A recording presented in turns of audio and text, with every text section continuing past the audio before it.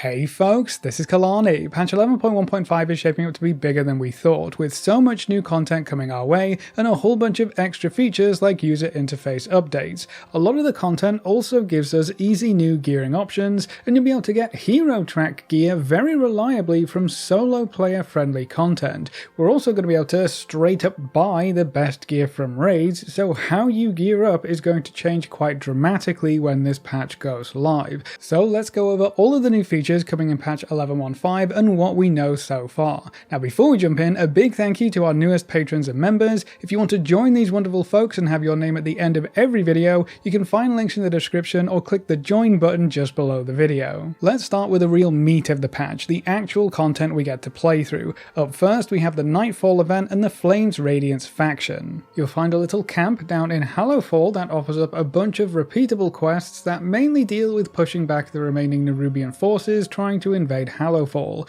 There are incursion quests which take you off to one of the many frontline battles where you'll lend a hand in keeping Hallowfall safe, and then there's also the Nightfall public event, which is pretty much exactly like the Theatre Troop event or most public events we've seen so far. You'll have a variety of random jobs, killing monsters, collecting crystals, throwing half-dead recruits into the healing circles, you know, pretty standard public event stuff, and then that culminates in a boss battle. Taking part in all of this content will reward you with renown with the new faction, Flames Radiance, and this is a bit of a short track. It's only 10 renown levels long, which means it's not going to take you very long to reach the end of it and unlock all of the rewards. Part of me feels like the dev team are maybe testing this out to see if shorter renown tracks will entice more players to keep up with the rep farm, but I guess we'll wait and see. You can unlock titles that upgrade as you go, so you start as a recruit and you end up with the Sacred Templar title, which is actually very cool, and I'll probably unlock this just for my paladin. There are also tabards that upgrade along with your title, there are various toys, pets and mounts to collect, and you also get a special buff that gives you a chance to deal extra fire damage while in Kaz Algar zones, and it reduces your damage taken. You can upgrade this buff as you unlock higher renown levels too, so that's a cool addition as well. And then there are two gear vendors tied to the Nightfall content too. One has a bunch of armor pieces for you, and these are a white version of the rarity style transmog that we've had since the start of the expansion, so these will look really cool if you love that Crusader look. There are a couple of trinkets you can pick up as well. And then the other vendor sells Nightfall weapons, which have some special effects tied to them. You can also pick up some rings, a necklace, and some trinkets from this vendor as well. All of the gear from the vendors is champion gear, so it could be good for filling in some of your gearing gaps, especially if these trinkets are going to be good, or they'll be great options for quickly gearing up your ults or catching up players returning to the game. All of the daily quests will reward you with bags that contain even more gear. It all seems to be veteran upgrade track stuff, so it's not super high item levels, but it is also all war bound until equipped. So you could do these quests on your main character and very quickly get your ults into full veteran gear, so we'll have plenty of options for gearing up our ults in patch 11.1.5. The gear from these bags is also a different color variation of the same armor set, so you can get the white version from the vendors, and then you can get the purple version from the daily quest rewards. Now before we continue, today's video is brought to you by Manscaped.com, the global men's lifestyle brand that is revolutionizing the landscape of men's grooming. With the Lawnmower 5 Ultra, they've gone one step further with the changeable blade heads to help you keep your nethers all neat and tidy. You've got the upgraded trimmer with longer, wider and rounded teeth that cut through the hair with ease, and then you can swap to the foil blade for that smooth bare finish. The larger LED light also illuminates those harder to reach areas, making sure you're getting the perfect trim, and the whole thing is also waterproof, so you can take it into the shower to make everything even easier. And let's not forget about the aftercare. The Crop Soother provides essential moisture and soothing relief to keep your balls as happy as can be, and the Crop Preserver Ball Deodorant helps to keep everything fresh and funk-free. So up your grooming game today with 20% off, free international shipping, and 2 free gifts by using the promo code Kalani or by visiting manscaped.com/Kalani. Your family jewels will thank you for it. Now getting back to the video, we'll also be revisiting Horrific Visions, but in 11.1.5 they have quite a few updates to make them very rewarding and more challenging than the last time we saw them. Horrific visions are scenarios that you can enter all by yourself or with up to a full party. You'll have a sanity meter which drains over time depending on various effects. A lot of abilities that monsters do in the vision will drain your sanity as well, so if you stand in the bad stuff you're going to run out of sanity much faster, and if you run out or if you die, your run will come to an end. There are a handful of ways to replenish your sanity to extend your run, so it's all about properly managing your sanity and clearing as much as you can. Now, one big change for 11.15 is that we'll have the option to bring an NPC companion along who will be able to tank, DPS or heal for you just like Bran does for you in Delves. So if you do go it solo, you'll get an extra bit of support wherever you need it most, and this NPC will actually be able to revive you if you die, which is going to be huge for solo players especially. Another huge change is that while you were restricted to how many visions you could run in BFA, this time there don't seem to be any limits, so we should be able to run these as often as we want, which means failing a run won't be quite as punishing as it was back in the day. As you go deeper into the visions, you'll face more dangerous enemies, higher rates of sanity drain, and you'll have to deal with special environment-specific effects that can make things quite problematic. Each section or wing of the map has a boss, and killing these bosses is the key to unlocking more rewards at the end of your run. There are 4 side or optional bosses and 1 main boss. Killing a side boss will unlock another chest in the reward area, while killing the main boss completes the vision and unlocks the main chest. So the general goal is to kill as many optional bosses as you can, and then go back to kill the main boss before you run out of sanity. There's quite a bit of progression to Horrific Visions. You probably won't be able to kill all 4 optional bosses right away, so getting that done will be your first major goal, and then you start to unlock masks which make your runs even harder. There are 8 masks in total this time, so the end goal will be to completely clear a Horrific Vision with all 8 masks enabled, which is probably going to be quite a tough feat. To help you clear visions more reliably, you'll be able to unlock nodes in a new talent tree. There are 3 main paths. One reduces the damage you take and increases the damage you deal. The second one reduces the rate at which your sanity will drain, and then the last one gives you more sanity that increases for every party member you have. There's also the Gift of the Titans at the bottom, which gives you a huge buff when you kill enemies. Unlocking these talents will be the key to progressing through your visions and getting the best rewards.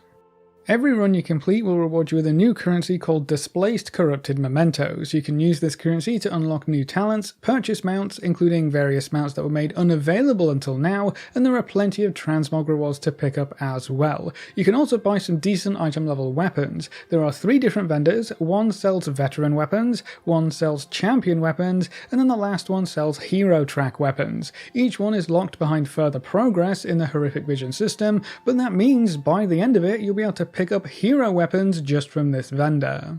The loot you get at the end of your run will also scale up to hero gear if you can full clear with masks enabled, so there's some huge gearing potential in this system just by itself. There are also special new helm enchants that you can pick up that copy the effects of popular corruption powers from the end of BFA, like Infinite Stars and Twilight Devastation. These used to be weapon enchants, but they have been moved to the head slot to make things a bit fairer across the board. You can get lesser and greater versions of these effects as you progress, and they are shaping up to be very potent. So even if you don't need the gear itself or anything else from the Horrific Vision system, these new corruption powers will help you clear other Season 2 content, so everyone is going to want to unlock those at the very least. Now, Horrific Visions might not be available right from the get-go. On the PTR, the calendar shows Horrific Visions starting on May 20th, and we're expecting 11.15 to go live in late April, so Horrific Visions might not be available until 4 weeks after the patch goes live, which does seem a bit odd. Maybe they want to give the Nightfall content some breathing room until everyone jumps into Horrific Visions, or maybe the PTR calendar is just placeholder. We'll know more the closer we get to the patch launch. Patch 11.15 also introduces the Dastardly Duos event. This one is a bit special, partly because it's going to be a time-limited event, and partly because we haven't really seen something like this before. The general idea of the event is really simple. You're thrown into an arena and you have to kill everything as quickly as you can. You'll start off with a bunch of trash mobs, and then you'll face off against 2 bosses from previous dungeons. You can queue into this content by yourself or with up to a full party of players, and if you don't have a full group, you'll get some NPC followers to fill in the gaps. So you can do this all by yourself and just have 4 NPC followers tag along with you to make sure you don't get trampled right away.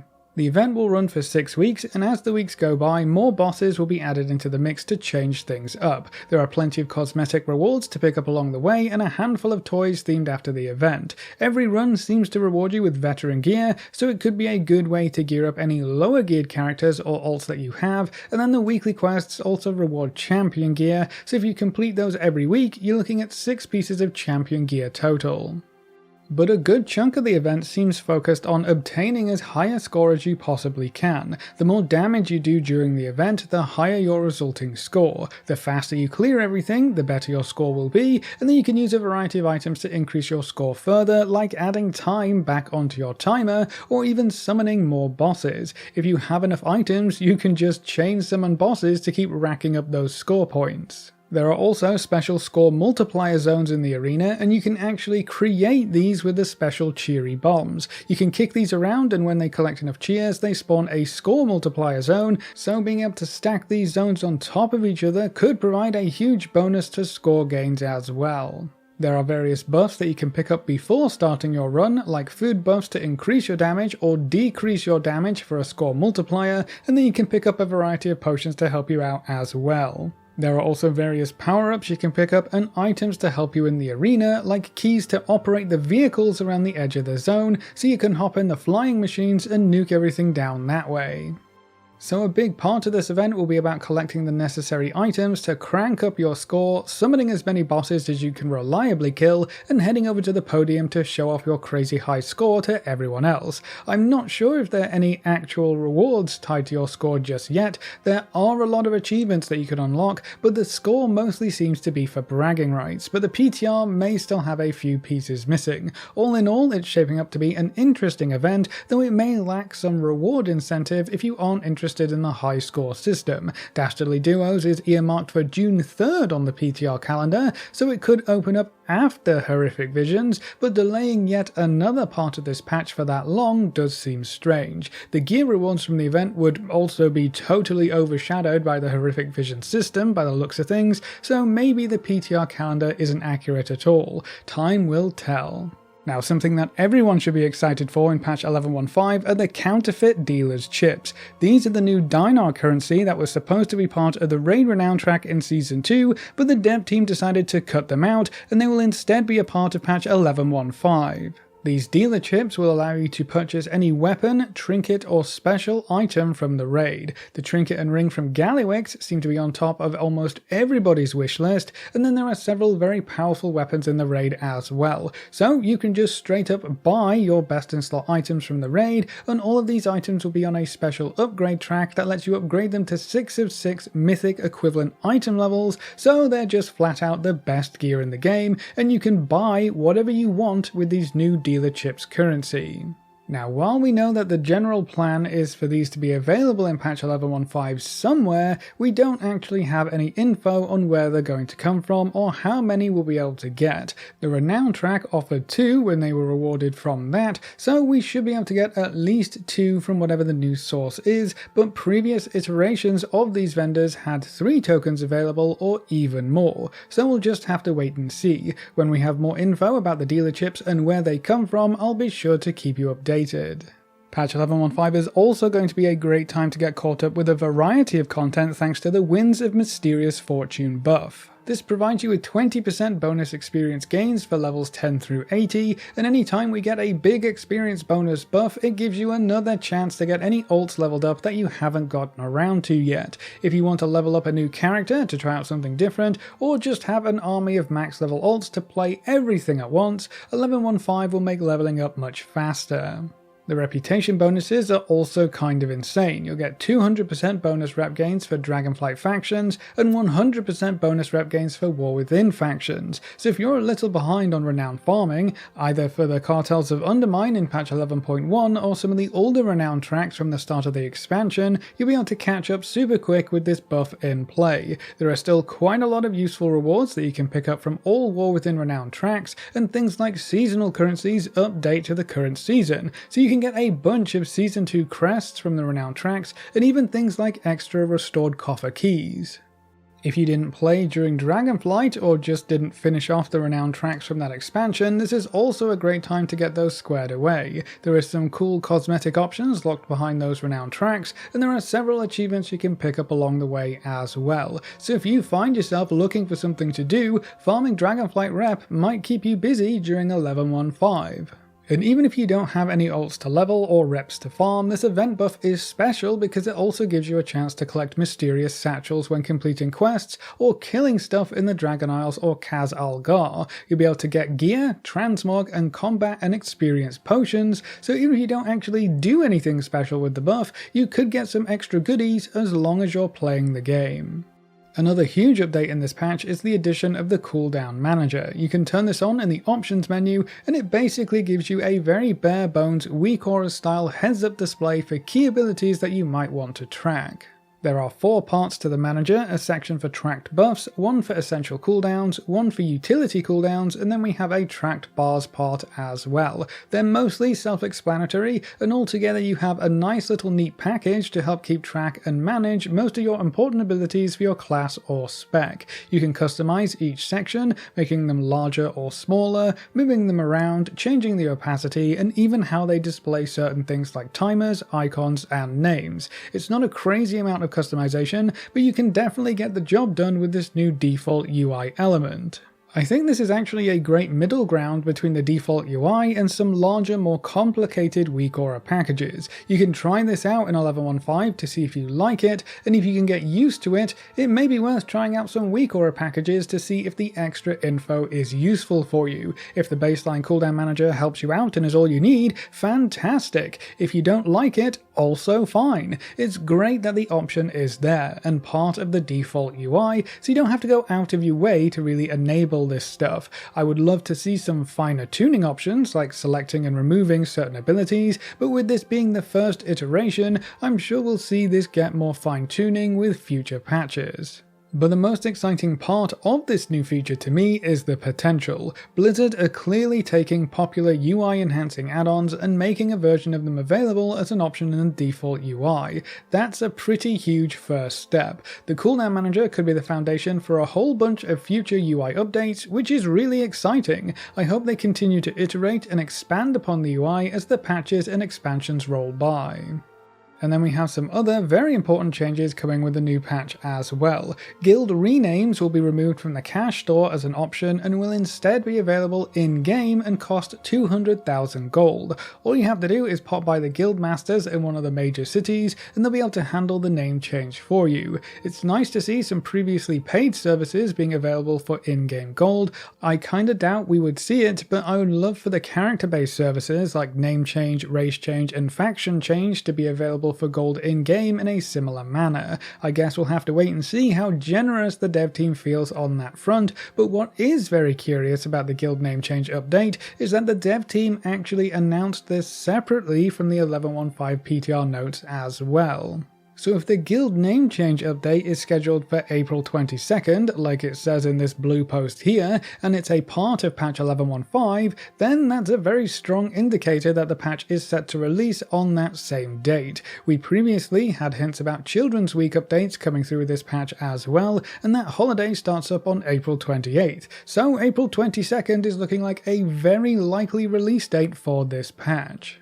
The trading post will also receive a much needed update. We're going to get a shopping cart. This will allow you to add a whole bunch of items to your cart and then you can buy them all at once instead of having to go through one by one, waiting for the unlock process to go through and then move on to your next hotly anticipated item. It's a small change, but it's definitely going to make buying up the monthly trading post goodies faster, especially if they do that 5 trading post vendor event again sometime in the future. Now sadly the trading post doesn't work on the PTR, so I can't show this update in action just yet, but it sounds very useful nonetheless. And then there are also new colorblind mode options to let you change the color of item rarity on your tooltips. We're expecting some Children's Week updates, and there will probably be some class tuning and balance changes to look forward to as well. But that's all of the new content coming in patch 11.15, so that's it for this video. How do you feel about these new gearing options coming in the new patch, and which new feature are you most looking forward to from what you've seen so far?